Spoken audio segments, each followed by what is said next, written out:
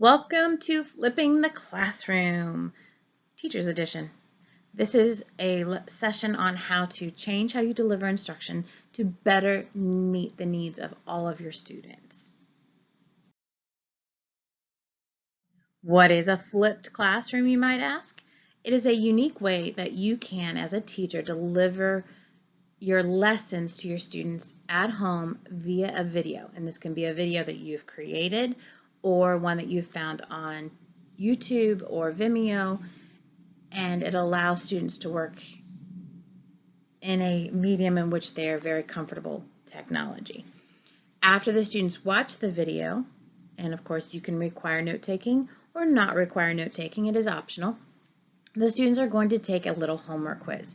And that homework could be embedded into the actual video itself, and I'm going to talk about that in a little bit, or it can be completely separate. And that allows them to demonstrate their understanding of what you've taught them, and it gives you insight into their understanding before they ever even walk in the door. The benefits of a flipped classroom. Why is this important? There are so many benefits to having a flipped classroom model in your classroom. First and foremost, you've all got those students that struggle when it comes to classroom instruction. They don't have enough time to write down everything. They fall behind constantly. The flipped classroom and the videos at home allow them to work at their own pace. So if they need to stop the video to write something down or rewind something that they missed, they have that flexibility. It also benefits those students who work really, really fast and get it the first time because they're not waiting on those slower students and they're not getting in trouble. So it meets the needs of all the students by allowing them to work at their own pace. It also shortens instructional time, not just in the classroom, but at home as well. So how many parents have complained to you because it takes them hours to do their homework because students don't like homework? Last year, I had so many parents saying, oh my gosh, this is so wonderful because it's a video. The kids sit down, it's a set time.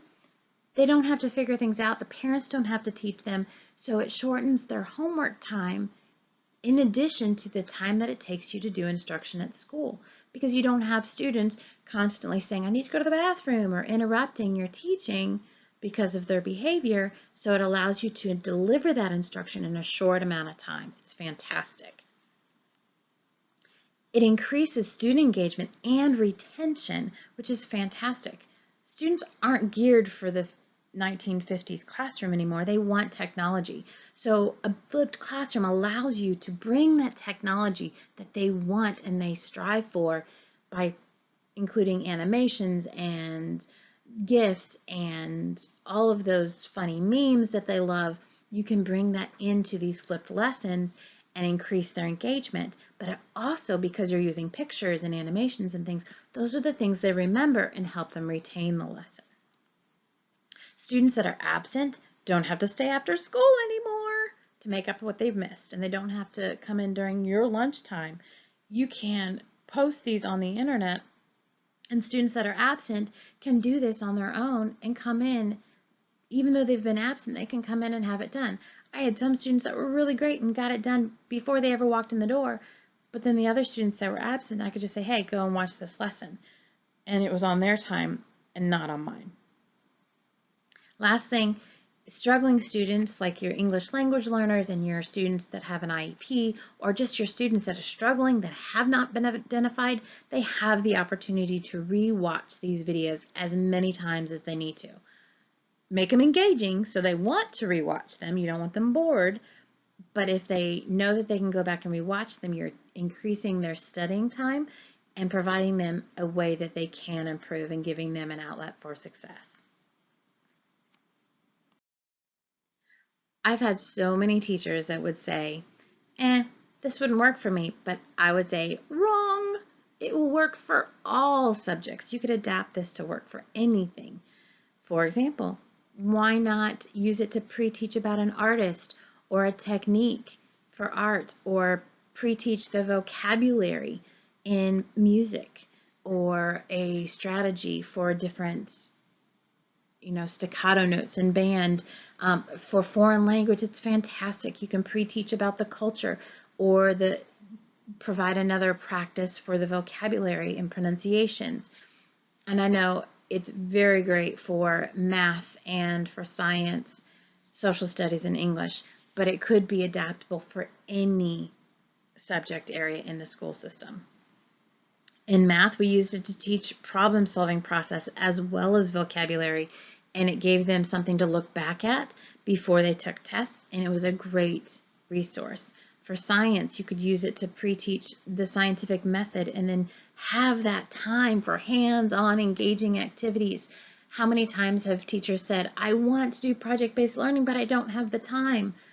Having video lessons like this gives you that classroom time to engage the students with STEM activities, STEAM activities, project-based learning, all those things you want to have time to do, you would have time to do if you use some of their homework time as pre-teaching time.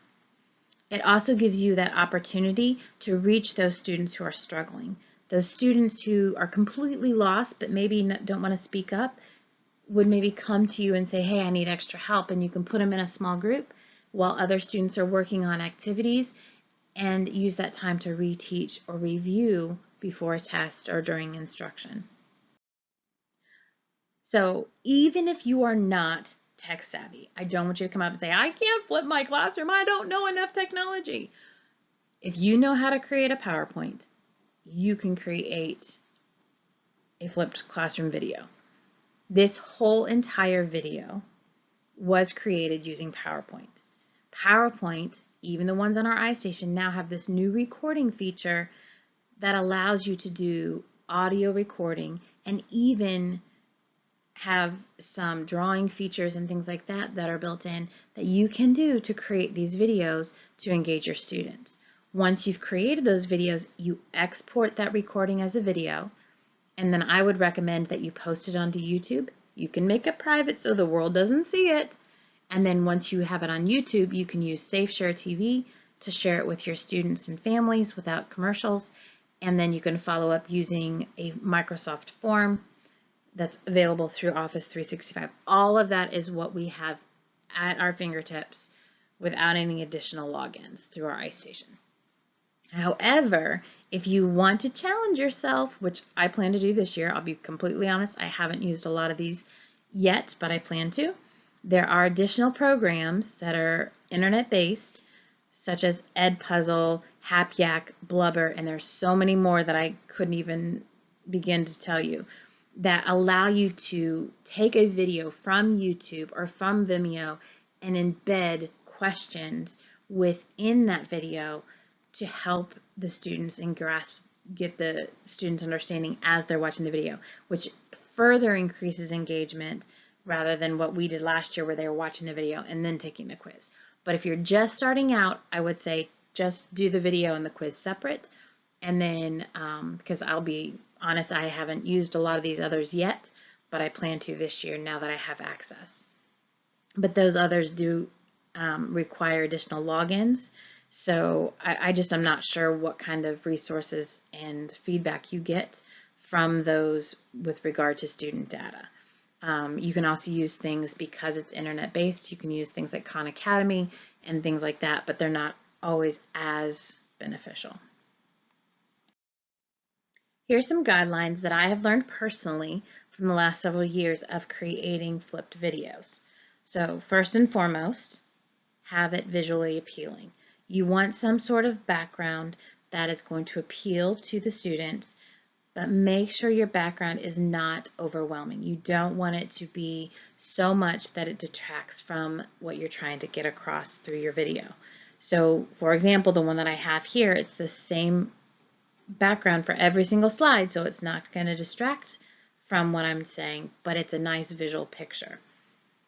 In addition, we want to engage the entire brain of the student. So you're going to have to add in some movement, some animations. You can Google the pictures that move, the GIFs, the memes that they think are hilarious. You know, if you're talking about a person, bring in pictures of that person. They're more likely to remember those pictures than they are what you're saying and what they're seeing in regard to the words. So make sure you're engaging the entire brain. It increases the engagement and the retention for your students. Save, save, save, save, save. I cannot say this enough. Even today, my PowerPoint crashed and I had a heart attack. I thought I lost everything. So make sure you're saving often, including when you do your recording, so you don't lose all that as well. This is a great opportunity for you to build in the scaffolding to teach note-taking skills. At the beginning of the year, we start, you can start with a closed note or fill in the blank style, and then gradually decrease the amount of support throughout the year so that by the end of the year, students are taking notes on their own. This is what they're going to have to do in college, so this is a great opportunity to build in those skills while they're learning throughout the year. And save your sanity because you don't have to teach it to them in the classroom. So don't read the slides to the students. You do not want to be the teacher from Ferris Bueller saying anyone, anyone, and nobody's listening because you're saying exactly what's on your PowerPoint. You've been to PDs where people just read it to you and you're like, come on, I could just read this myself. So make sure you're presenting stuff that's not in your PowerPoint that you're presenting auditorily, so you're increasing their ability to listen in addition to what they're visually seeing. That being said, this past year, we had students that would watch the videos, but they turn the volume off, or there's too much going on and they weren't listening, so they were missing some of the instruction. So we learned that you have to quiz them both on information that is presented visually and what you're saying to make sure that you've engaged the entire brain of the child. The last thing I'm going to say is keep your videos short. I know I'm not going to do that with this one just because of the sake of all I'm trying to accomplish, but for students, you want to try to keep it around 15 minutes. Don't go over that, otherwise you're going to lose them and it'll make their homework too much. How do I create a video in PowerPoint? Good question. I'm so glad you asked. Remember I said you do not have to be super tech savvy to do this, and I'm going to show you how easy it is. Get a PowerPoint, and it does, for this practice, it does not have to be one that you've created just for this. You can grab one that you've used in the past. Once you have that PowerPoint, you're going to click on the recording tab. The recording tab is all the way to the right of your main menu bar between View and Help. Once you click on that recording tab, it opens up its own menu, and from that menu, you're going to click on Record Slideshow. See that little tiny gray arrow next to the word Show? That allows you to select whether you want to record from the beginning or from the current slide. Since most of the time when you hit record, you're at the end of creating your PowerPoint, you want to go ahead and hit record from the beginning so that you're starting at the beginning of your PowerPoint.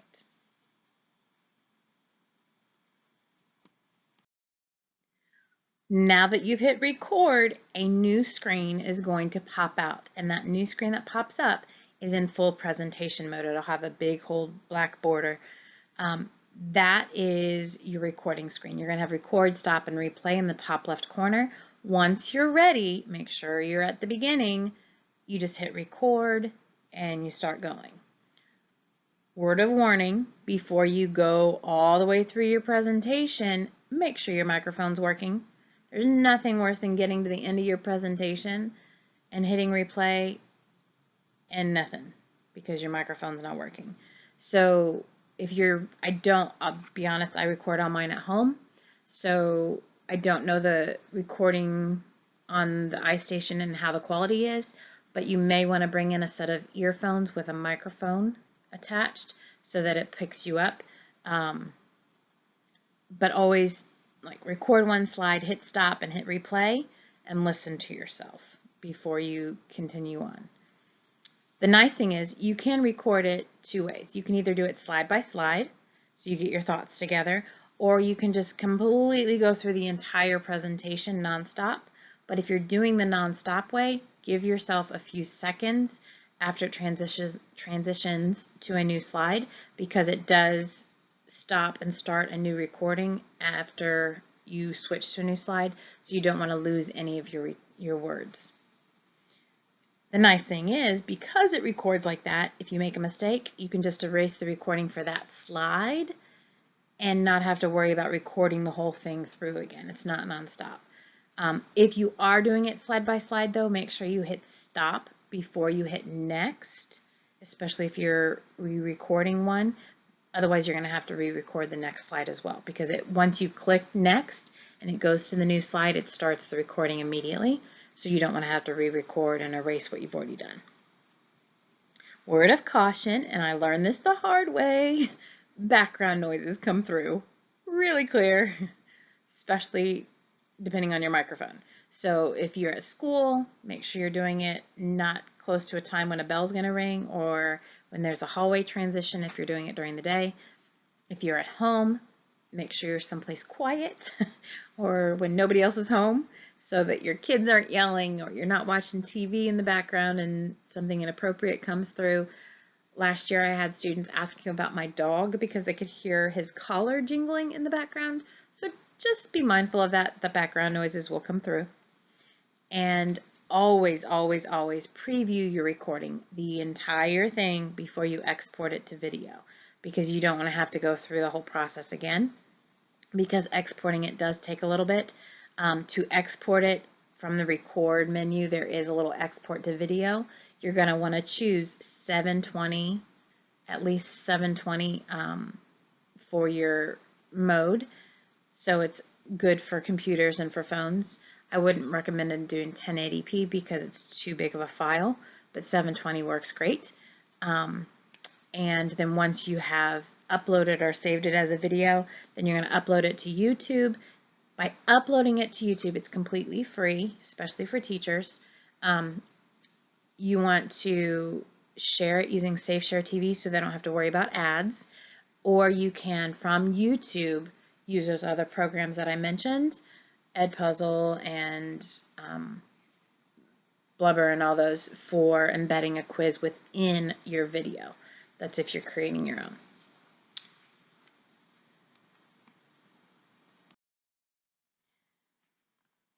How do I know that the students have gotten it?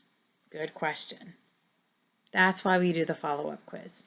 So last year, like I said before, we found that the students weren't paying attention to what we were saying. They were just logging in, watching the video. They were taking the notes, but they were missing the whole thing. So we did the quiz at the end, and we started including some of those questions about what was said, not just what they saw. This year coming up, I'm gonna try to do more embedded questions, so they have to answer the questions as the video plays, and that increases engagement. For those quizzes, we used Office 365 and went to the Microsoft Forms tab. The Microsoft Forms, when you open it, looks like this. Very easy. You can see my quizzes from last year. At the end of the year, I did a Superlatives Award, things like that. But you can do forms and you can do quizzes. Great way to collect data, but also you can use them for parent surveys and things like that.